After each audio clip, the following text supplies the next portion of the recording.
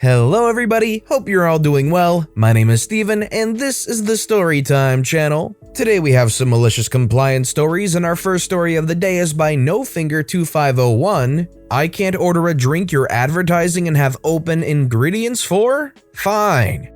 I'm in the UK and was with friends at one of the main coffee shop brands. I won't say which one, but it's similar to Cost-A-Lot. It was a few days after Christmas last year. Important for later.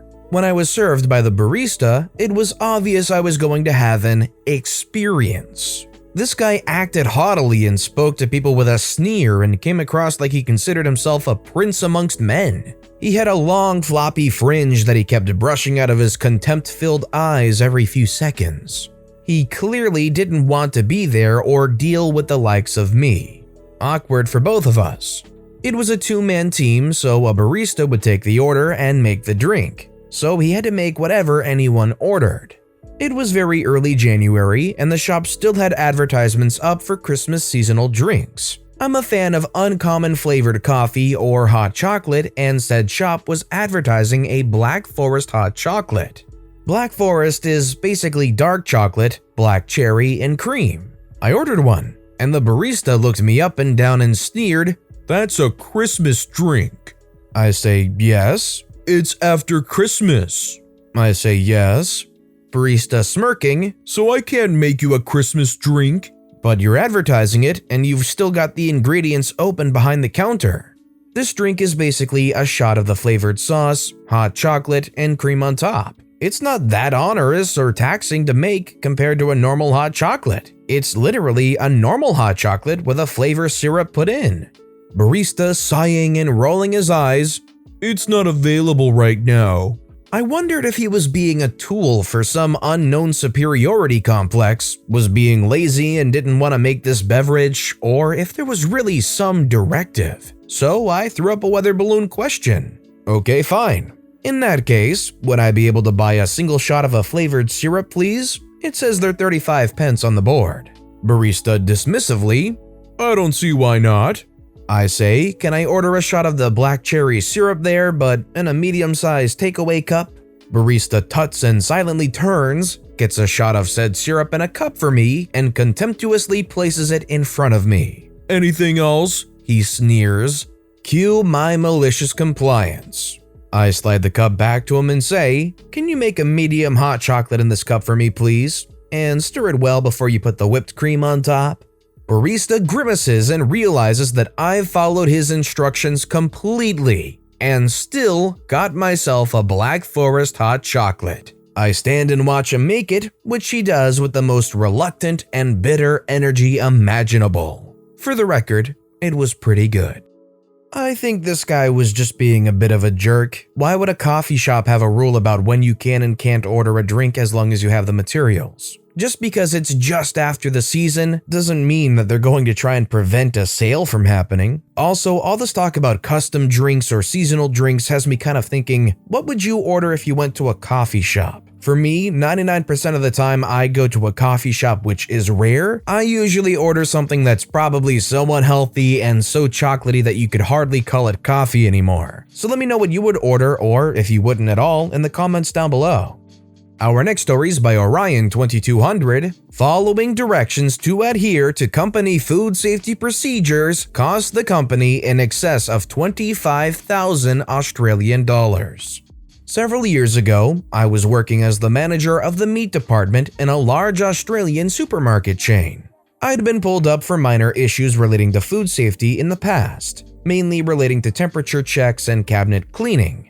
During the discussions about these issues, I was told, as well as recorded in writing, that the food safety guidelines are a legal document and are not up for negotiation or interpretation and must be adhered to the letter. Remember that quote. Fast forward to a few days before Christmas. My store was one of the busiest in the region, so the meat case and cool rooms were packed to the absolute max, with stock, hams, roasts, turkeys, the whole works.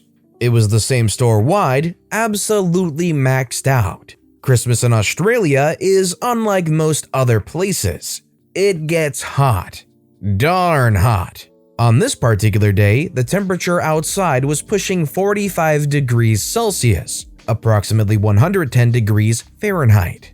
Aircon and fridges were all working hard to keep everything cool, when suddenly at about 3 p.m. we have a store-wide blackout. Usually we have a backup generator which would kick in and keep the cool rooms running so that worst case, stock could be emptied out of the cabinets and into the rooms to keep it food safe. Well, for some reason the generator didn't kick in, and the store was completely without power and running on emergency lighting only. We evacuated the store and were contacting technicians, etc. to get things running again. I checked the food safety guidelines book, and the policy in such a situation was to monitor the temperature of stock every 15 minutes. And if it reaches over 4 degrees Celsius and stays there for more than 2 hours, all affected stock must be discarded. Being such a hot day, the temperature had already breached the 4-degree upper limit when I did the first check, meaning the countdown was on to get things running again. I documented absolutely every step of the way, following the guidelines to the letter. At 4:45 p.m., with 15 minutes to go until the deadline, I went to the office and got a handheld scanner in preparation for what was to come, and was spotted by the store manager, who asked what I was doing. I told him that I was getting it to begin dumping stock. We argued back and forth, with him saying that the stock would be fine and that a refrigerated truck was on the way to move everything into. It ended in me saying, "The guidelines are a legal document. By ordering me to go against what they say, you're instructing me to break the law, which I am respectfully refusing." At 5 p.m., I began scanning off and dumping stock from my case. I'd already almost filled an entire dumpster with stock when the refrigerated truck turned up. The manager once again instructed me and the fellow department managers to take our now unsafe stock and move it into the truck. Everyone hesitated, but I flat out refused and continued dumping my stock. He eventually revoked my access to the handheld scanner in order to stop me. So I called the area manager, his boss, and explained the situation and what he had instructed. Area manager said although it was never public, there was actually some built-in wiggle room between the company policy and the legislated state code, and that although it breaches the company policy, the state food safety code hadn't yet been breached, but was furious that the store manager had instructed me to intentionally breach the company policy. I told the area manager that I had been instructed and documented to follow the food safety guidelines to the absolute letter, and that the policy was non-negotiable and not up for interpretation. He agreed that I had done the correct thing by dumping the stock, and also agreed that I was within my rights to refuse the orders of the store manager, thinking they were illegal. All in all, I dumped about $25,000 of stock, and my team got a ton of overtime to bring the case and stock levels back up to presentable standard for Christmas. The manager got a very severe reprimand and was fired for an unrelated issue not long after. So to tell you the truth, I actually understand the manager's plight here. That's a lot of stock to have to deal with dumping, and you just don't want to have to deal with thousands and thousands of dollars being disposed of under your management. That said, food safety is food safety, and there's a very clear guideline that isn't otherwise described as having any wiggle room. You definitely don't want to serve bad food and get people sick. Definitely not very good management, and of course, they were fired later for, I assume, bad management. Our next story is by Rowan6, 1 bone, 1 dry cappuccino for Satan. I used to work at this mom and pop coffee house. It was honestly one of my favorite jobs. Free snacks, free drinks, and mostly lovely customers. Making drinks was always fun. Fewer things are better than getting perfectly steamed milk with thick fluffy foam. I had an older customer come in one day and order a bone-dry cappuccino. I absolutely hate that phrasing, but that's neither here nor there. She also asked to have it in-house, so I start to make it. I would make several dry caps a day for my regulars, so I was pretty well versed in the drink. Espresso, a generous amount of that fluffy foam, very little milk, like very little. Placing the ceramic mug down on the counter, I say, "1 dry cappuccino," and immediately she shoots me a nasty look. I was puzzled but told her I hope she enjoys her drink and start cleaning my station. Before she's even halfway to her table, super small shop, she snaps backwards and rudely tells me she ordered a dry cappuccino. I tell her I'm sorry and ask if she would like me to remake it. Perhaps I wasn't paying close attention and added a bit too much milk. She handed me the beverage and upon looking at it, it seemed perfectly fine. Dry as any dry cappuccino I've ever had or made. But nonetheless, I made her a new one because I didn't want to deal with the headache. This time I made sure to add even less milk than the first, which isn't much to start with. Let her know it was ready, apologized one last time, and that I hope she enjoyed this one. She doesn't step away from the bar and inspects the dry cap in front of me, then proceeds to huff and ask me, "Are you blind?" Taken aback, I asked her what she meant. She then started to swirl the ceramic mug around like some cappuccino sommelier and asks me if I can see the drink moving around in the mug or not. Confused, I say, "I do? I mean, there's liquid in a ceramic cup. Of course it's going to move." I ask her if she needs anything else. She slams the mug down on the bar and raises her voice, demanding a bone-dry cappuccino, dang it. I tell her I will remake it a final time. She practically snarls as she waits for her drink. One final bone-dry cappuccino. She comes over to the bar, again, as I place not 1, but 2 cups. "I only wanted 1, she grunts. No, this is 1. Here's your foam, and over here is your espresso. It's a DIY bone-dry cappuccino. Enjoy." She asks if she can just have her previous mug back, and I tell her I already poured it down the drain. She then reaches her little crypt keeper hands in my tip jar. I pull the jar away and tell her if she does that again, I will have to ask her to leave as I don't know if she put any money in, let alone how much. She huffed yet again, and I asked her if she needed help taking her 2 mugs to the table. She picked both up, sat down, mumbled, and stared at me the entire time. All I could do was smile and try to hold back my laughter. I don't even understand what she wants.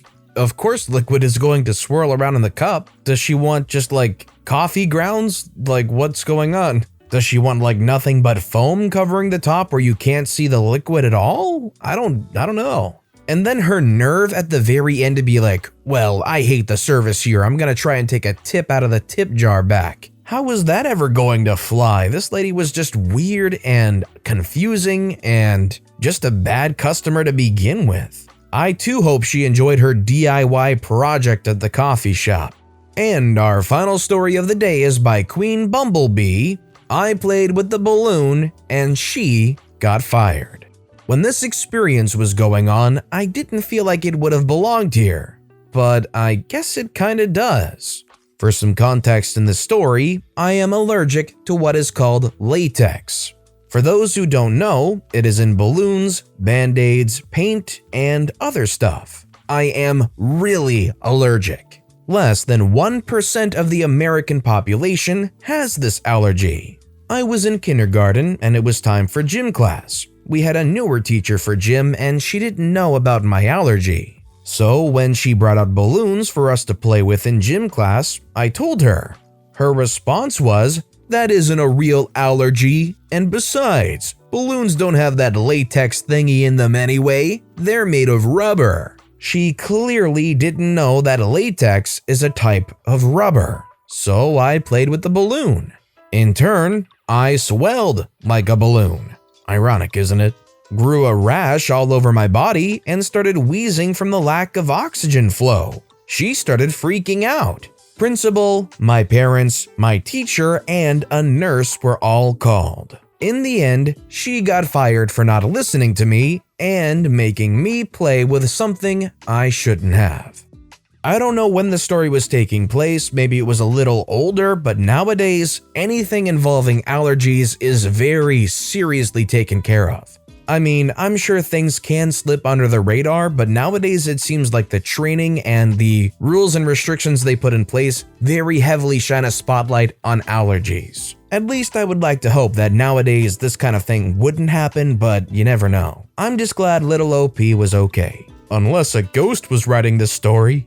But with that being said, that's all the time we have for today. So, which of these stories was your favorite and why? Let me know in the comments down below. But besides that, if you enjoyed the video, please consider liking and subscribing and turn notifications on if you haven't so you'll never miss an upcoming video. Any little thing that you do helps the channel grow so much more. Whether it's commenting, subscribing, or just watching the video, thank you all so very much for supporting me right here on the Storytime channel. I hope you all have a wonderful day, and I'll see you all next time right here on the Storytime channel.